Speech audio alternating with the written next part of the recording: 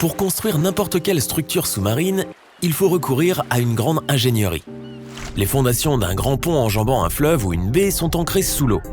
C'est encore plus compliqué avec les tunnels sous-marins. Toute construction sous-marine est un défi. Les ingénieurs doivent faire face à la pression de l'eau et à la corrosion due à l'eau salée. Il faut aussi trouver les matériaux appropriés. Les plus classiques sont le béton, l'acier et le plexiglas. Le béton ne craint pas les courants et n'est pas endommagé par l'eau salée. L'acier confère aux constructions sous-marines une structure solide. Quant au plexiglas, il est solide, durable et résistant à la lumière du soleil. Il est également transparent. C'est pourquoi il est souvent utilisé pour faire des fenêtres dans les bâtiments sous-marins. Quoi qu'il en soit, lorsque l'eau est peu profonde, il n'est pas très dur d'y construire quelque chose.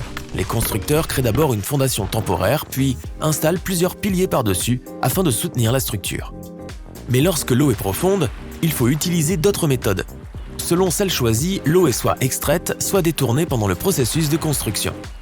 L'une de ces méthodes consiste à utiliser un système de pilotis.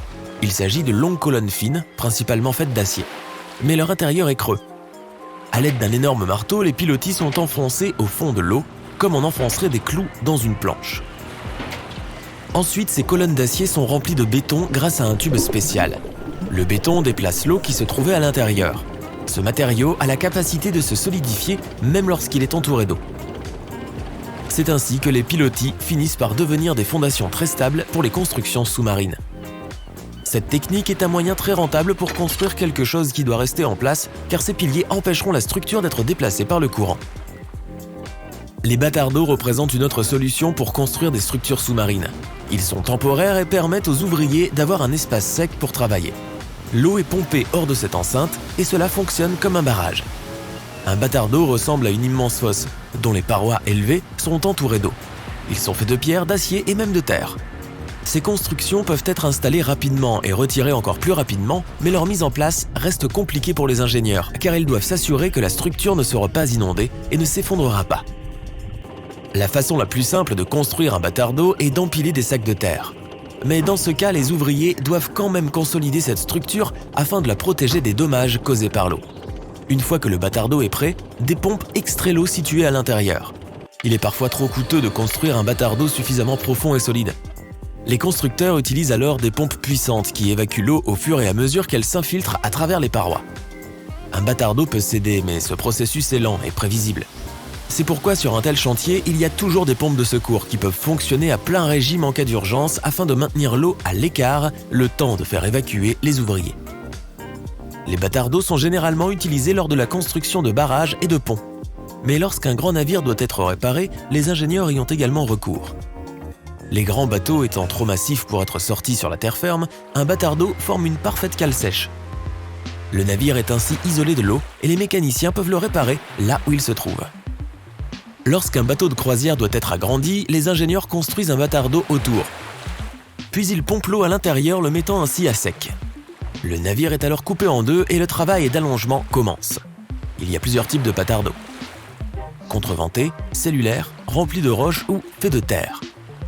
Pour chaque type, les ingénieurs doivent déterminer la profondeur à laquelle le mur doit être enfoncé dans le sol. Tout dépend de la nature du sol et du type de réservoir d'eau. Les batards d'eau contreventés sont principalement utilisés pour les travaux en eau peu profonde. Ils sont faits de pales planches, qui sont des pièces dont les bords s'emboîtent. Habituellement, les pales planches sont en acier, mais elles peuvent également être faites de béton armé ou de bois et elles créent une sorte de coffre autour du chantier. Les batards d'eau cellulaires sont également faits de pales planches, mais dans ce cas, elles ont une forme différente. Après avoir été reliées entre elles, elles forment des cellules qui sont remplies de terre ou d'argile. Le résultat forme un mur étanche parfaitement stable. Les batards d'eau remplis de roches sont utilisés lorsqu'il y a beaucoup de pierres sur le site de construction. Ils sont construits au-dessus du sol.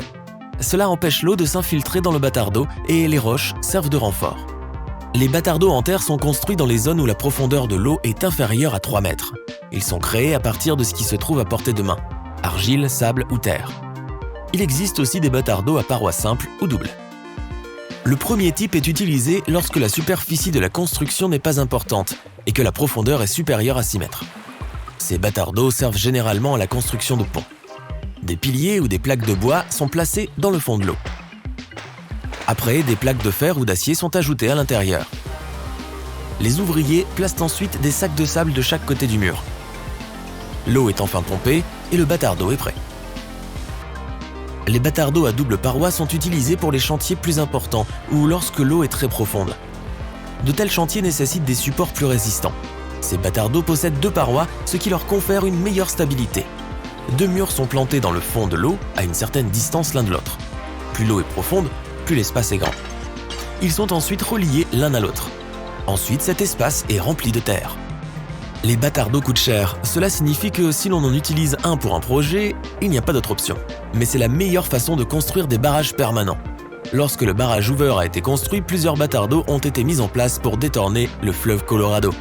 Une fois le chantier terminé, l'eau fut pompée à nouveau dans le bâtard d'eau, puis ses parois ont été retirées. Il y a aussi les caissons qui sont utilisés lors des constructions sous-marines. Ce sont des structures étanches que l'on met dans l'eau. Même ouvert, il reste sec à l'intérieur. Les ouvriers peuvent ainsi creuser jusqu'à ce qu'ils atteignent une surface solide sur laquelle le caisson sera placé. La différence avec les caissons, c'est qu'ils finissent par intégrer le pont ou le barrage. Même si on ne considère pas qu'un pont ou un barrage est une construction sous-marine, la plupart de leurs éléments se trouvent sous l'eau.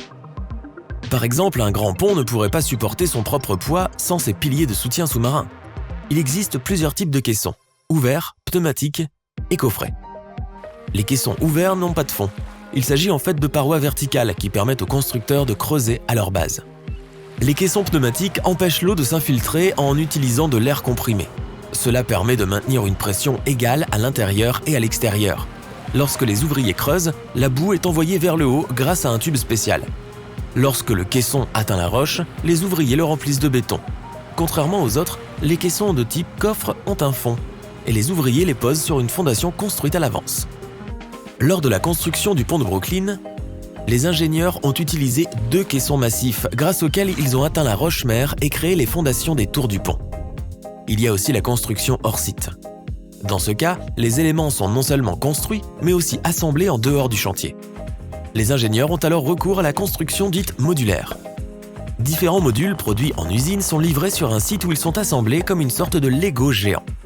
Les structures obtenues sont ensuite remorquées ou transportées sur d'énormes barges jusqu'au site final, où elles seront définitivement mises en place.